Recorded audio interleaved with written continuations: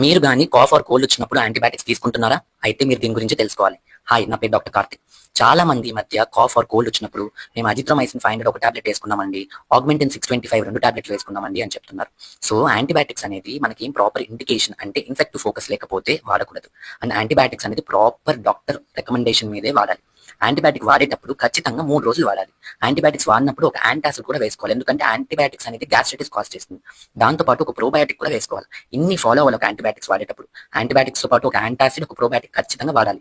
లేదంటే మన gut system అనేది కొద్దిగా డిస్టర్బ్ అవుతుంది. సో ప్రాపర్ ఇండికేషన్ లేనిది మీరు ఎలా పడితే అలాగా యాంటీబయాటిక్స్ అని వాడారనుకోండి, రేపు పొద్దున మీకు నిజంగానే ఏదైనా ఇన్ఫెక్షన్ వస్తే అప్పుడు యాంటీబయాటిక్స్ మీకు అవసరం ఉంటే అది పని చేయకపోవచ్చు. దాన్ని రెసిస్టెన్స్ అంటారు.